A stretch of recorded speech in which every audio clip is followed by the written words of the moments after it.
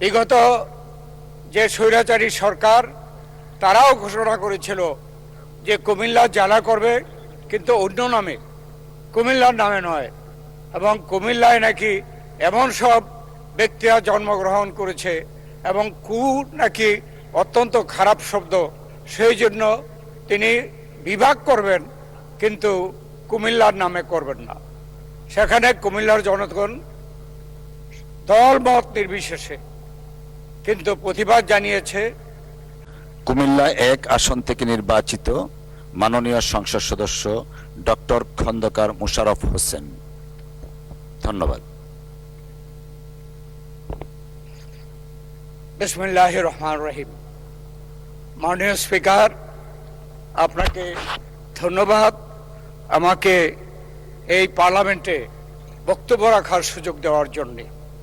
এই পার্লামেন্টের উদ্বোধনী অনুষ্ঠানে আমার সভাপতিত্ব করার সৌভাগ্য হয়েছিল, কিন্তু এখানে আমাদের এলাকার এবং বিভিন্ন ধরনের সংকট, সেই বিষয়গুলো আসলে আপনার মাধ্যমে সরকারের গৌরবপূর্ণ সরকারের জানার জন্যে আমি এই নোটিশটি প্রদান করেছি।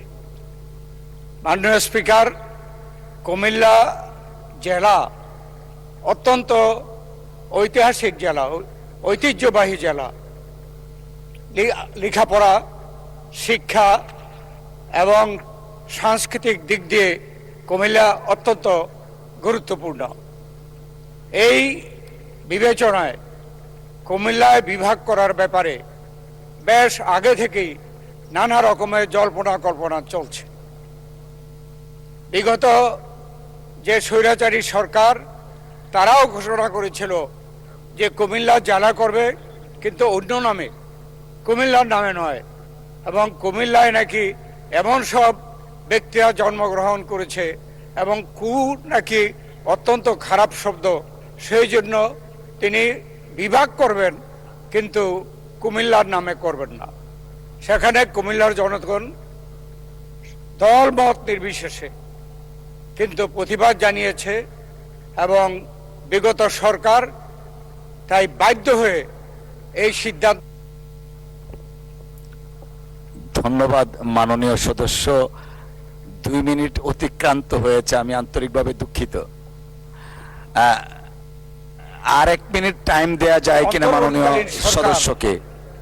কুমিল্লার বিভাগের ব্যাপারটি সিদ্ধান্ত দিয়ে সমাধান দিয়ে যাবেন, কিন্তু সেই সমাধান দেন নাই। তাই আজকে এই পার্লামেন্টে আপনার মাধ্যমে কুমিল্লা নামেই কুমিল্লা বিভাগকে বাস্তবায়ন করার জন্য আমি অনুরোধ জানাচ্ছি। ধন্যবাদ। ধন্যবাদ মাননীয় সদস্য।